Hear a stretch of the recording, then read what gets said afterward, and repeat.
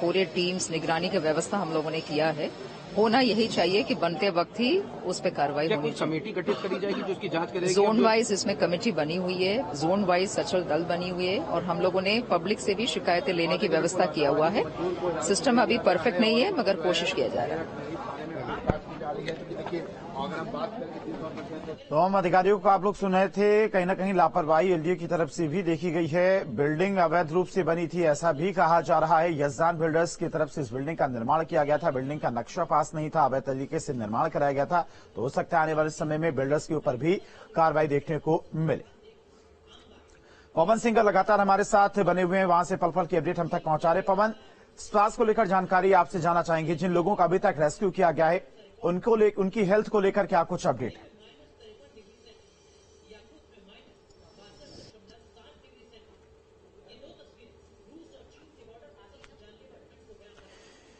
ठीक है, पवन के पास जाएंगे, लेकिन तस्वीरें भी देखिए लगातार आपको दिखा रहे। सुबह की ये तस्वीरें हैं। एसडीआरएफ एनडीआरएफ की टीमें लगातार कल देर शाम 7 बजे के करीब यह हादसा हुआ था। उसी के बाद से लगातार ये टीमें एक्शन मोड में नजर आ रही हैं। अब तक 14 लोगों को सुरक्षित बाहर निकाल लिया गया है।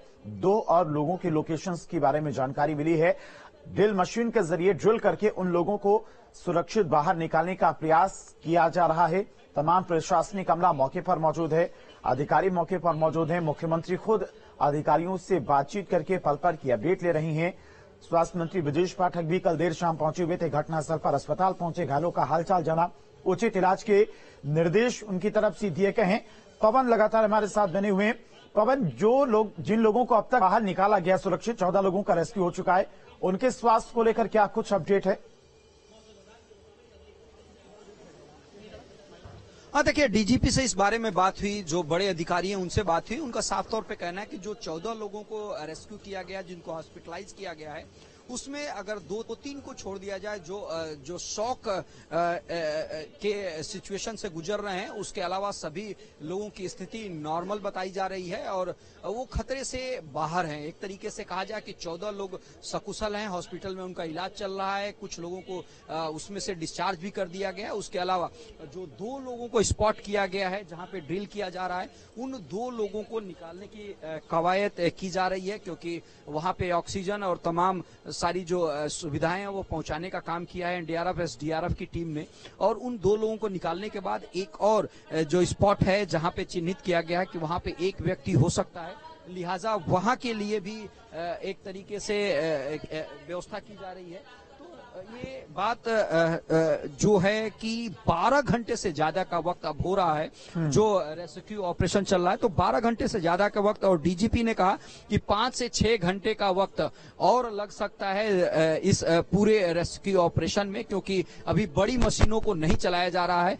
बड़ी मशीनें जैसे ही चलनी शुरू होंगी वैसे ज्यादा से ज्यादा जो मलबा है उसको हटाने का काम होगा। उसके बाद उस रेस्क्यू को मुकम्मल माना जाएगा, क्योंकि बेसमेंट तक जो 3 लेयर्स हैं, उन 3 लेयर्स में रेस्क्यू का काम और वहां पे जो जानकारी है वो कर ली गई है। जो 4th लेयर है वहां पे अब काम चल रहा है, यानी जो एक तरीके से कहा जाए कि लास्ट का एक तरीके से जो फ्लोर है, जो नीचे की जो ग्राउंड बेसमेंट के तरफ था, वहां पे एनडीआरएफ की टीम दूसरे रास्ते से गई है। लेकिन जो 2 अलग अलग स्पॉट किए गए हैं, जो 2 लोगों के लिए स्पॉट किया गया है, उसके अलावा एक और जो स्पॉट है वहां पे काम किया जा रहा है। तो यानी कुल 4 जगह से इस ऑपरेशन को अंजाम दिया जा रहा है, ताकि किसी भी तरीके से जिन लोगों को स्पॉट किया गया उनको ज्यादा नुकसान न हो और उनको किसी तरीके से बाहर निकाला जाए, हॉस्पिटलाइज किया जाए। उसके बाद जो बड़ी बड़ी मशीनें जो आप देख रहे हैं, जो जेसीबी ड्रिल मशीनें हैं, उनको लगाया जाएगा, ताकि जल्द से जल्द जो मलबा है उसको हटाया जाएगा। तो निश्चित तौर पे ये जो कार्रवाई है ऑपरेशन रेस्क्यू का, वो तकरीबन 12 घंटे से ऊपर का हो गया है और 5 से 6 घंटे का वक्त लगेगा। कम्युनिकेशन एक्सपर्ट भी यहाँ पे बुलाए गए हैं। उसके अलावा जो डॉग स्क्वाड था वो यहाँ पे काफी कहा जाए कि देर रात तक स्पॉट करने में सबसे ज्यादा मदद करने का काम किया। तो तो एक तरीके से इस पूरी बिल्डिंग के बारे में जो खबर आ रही है कि एक तरीके से इसका नक्शा भी नहीं पास था, उसके अलावा कंपाउंडिंग और तमाम सारे जो प्रोसीजर्स थे वो भी पूरे नहीं हुए थे। 10 से 12 साल पुराना बिल्डिंग बताया जा रहा है। उसके अलावा बेसमेंट में काम लगातार किया जा रहा था, जिसको लेकर के आसपास के लोगों ने शिकायत भी दर्ज की थी कि जो ड्रिलिंग का काम है उसकी वजह से जो बिल्डिंग में एक तरीके से कहा जाए कि इस बात को आशंका लोग जाहिर किए थे, उसमें जो अर्थक्वेक का आना हुआ, जो भूकंप के झटके लगे, कहीं ना कहीं उसकी वजह से ज्यादा नुकसान हुआ और पूरी बिल्डिंग एक तरीके से कोलैप्स हो गई। और जो बिल्डिंग सीधे सामने खड़ी थी, सबसे अच्छी बात रही कि राइट साइड में मकान है, उस मकान की तरफ एक तरीके से ये बिल्डिंग नहीं गिरी, वरना और ज्यादा नुकसान हो सकता था। सामने की तरफ जो जगह खाली थी, आगे की तरफ शिफ्ट होते हुए ये पूरी जो है बिल्डिंग वो कोलैप्स कर गई। तो निश्चित तौर पे तमाम सारी जो ठीक है पवन, आएंगे आपके पास। तो लगातार इसके ऑपरेशन चलाया जा रहा है। जो लोग अभी भी फंसे हुए हैं, जिनकी लोकेशंस के बारे में जानकारी मिल गई है, उन्हें निकालने का प्रयास लगातार किया जा रहा है। ड्रिल मशीन के जरिए मलबे को हटाने का काम लगातार जारी।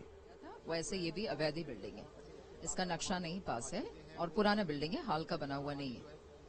कार्रवाई के तौर पे अगर देखा जाए तो आने वाले समय में किस तरह से? पहले हम लोग रेस्क्यू ऑपरेशन पूरा करेंगे और उसके बाद फिर बिल्डर पर कार्रवाई करेंगे।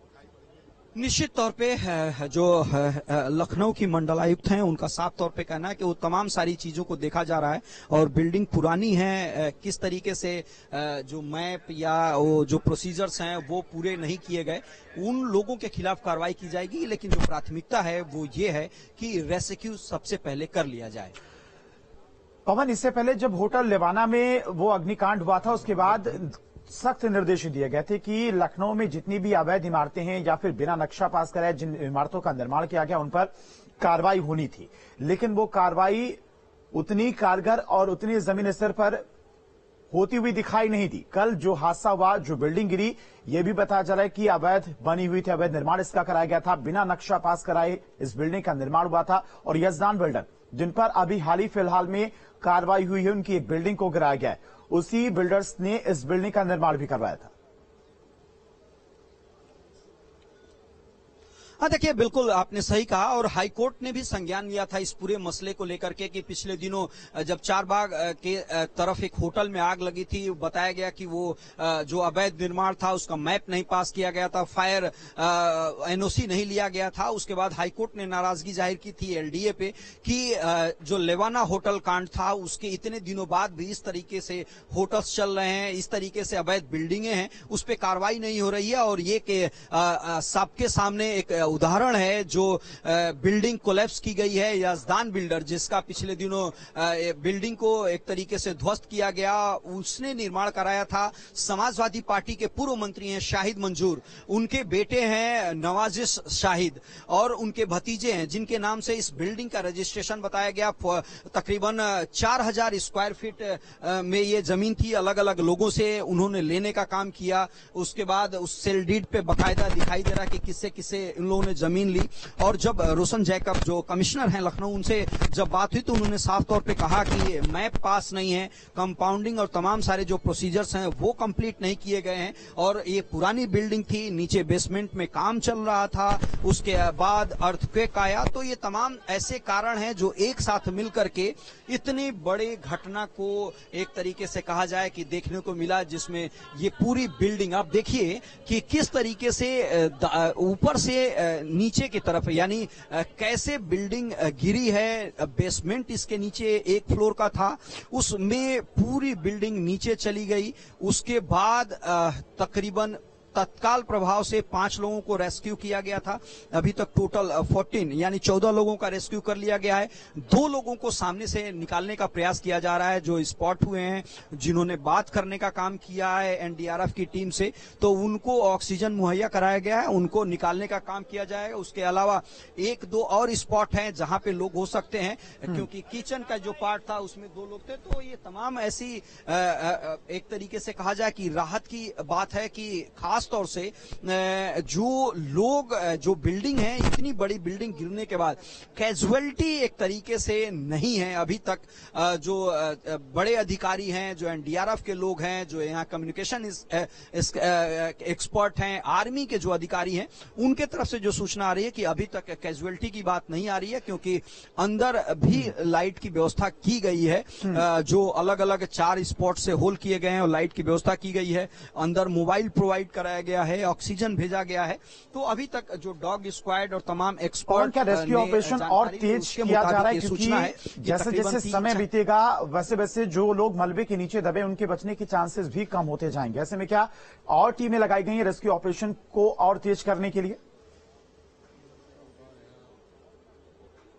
देखिए, रेस्क्यू ऑपरेशन चूंकि उस तीव्र गति से नहीं किया जा सकता है जब तक कि लोग अंदर से बात कर रहे हैं या लोगों की आवाजें नीचे से आ रही हैं। क्योंकि जब अधिकारियों से बात हुई, उन्होंने कहा कि जो बड़ी बड़ी मशीनें हैं उसको हम इसलिए नहीं लगा रहे हैं क्योंकि जानहानि हो सकता है, लिहाजा उन लोगों को स्पॉट जो किए गए उनको निकाला जाएगा। उसके बाद रेस्क्यू ऑपरेशन में और तेजी लाई जाएगी। फिलहाल मैनुअल तरीके से छोटी छोटी मशीनों के प्रयोग करके अलग अलग जगह पे जो 5 अलग अलग स्पॉट तैयार किए गए हैं वहां होल करके और इस पूरे रेस्क्यू ऑपरेशन को एक तरीके से अंजाम दिया जा रहा है। और जैसे ही जो स्पॉट किए लोग हैं उनको बाहर निकाला जाएगा, उसके बाद जो तेजी की बात हो रही है कल रात से ही कि ऑपरेशन जो है वो रेस्क्यू ऑपरेशन उतनी तेजी से नहीं हो रही है, उसमें तेजी देखने को मिलेगी। क्योंकि डीजीपी से, कमिश्नर से, ज्वाइंट सीपी पीयूष मोडिया से और तमाम जो लोग थे उनसे मेरी बातचीत हुई। उन्होंने साफ तौर पर कहा कि केवल इस बात का इंतजार किया जा रहा है कि जिन लोगों को स्पॉट किया गया उनको तेजी से निकाला जाए।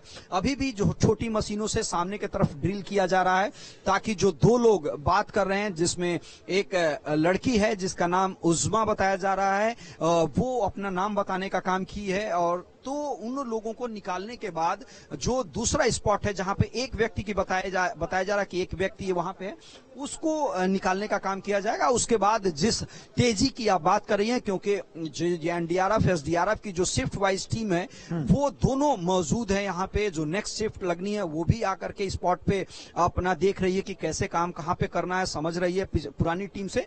तो ये तमाम सारे काम है जो लगातार तकरीबन 12 घंटे हो गए हैं जब से ये पूरी बिल्डिंग कोलैप्स होने की बात है, उसके बाद से लगातार ऑपरेशन चल रहा है। तो निश्चित तौर पे धीरे धीरे जैसे स्पॉट किए हुए लोग हैं उनको बाहर निकाला जाएगा, उसके बाद वो तेजी दिखाई देगी। बड़ी बड़ी मशीनों का जो मलबा है, जो पिलर्स हैं, उनको उठा करके दूसरी तरफ रखा जाएगा। फिलहाल रेस्क्यू ऑपरेशन अपने गति से चल रहा है ताकि किसी तरीके का कोई जानहानि न हो सके। ठीक है पवन, आप नजर बना के रखिएगा। फिलहाल तमाम सारी जानकारी के लिए आपका बहुत बहुत शुक्रिया। तो लगातार रेस्क्यू ऑपरेशन चलाया जा रहा है। 14 लोगों का अब तक रेस्क्यू किया जा चुका है। 2 और लोगों की लोकेशन के बारे में जानकारी मिली है। सुबह से ही तमाम प्रशासनिक अमला, प्रशासनिक अधिकारी मौके पर मौजूद हैं। एसडीआरएफ, एनडीआरएफ की टीमें भी लगातार लोगों को बाहर निकालने के प्रयास में जुटी हुई हैं। रेस्क्यू ऑपरेशन में तेजी भी लाई गई है। बड़ी मशीनों को हटा दिया गया है। ड्रिल मशीन के जरिए मलबे को तोड़कर हटाने का काम किया जा रहा है। बाकी जो लोग नीचे अभी भी मलबे के फंसे हुए हैं उन तक ऑक्सीजन पहुंचाने के प्रयास भी किए जा रहे हैं।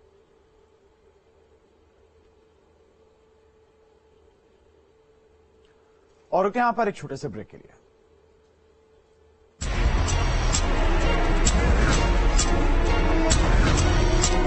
भूकंप के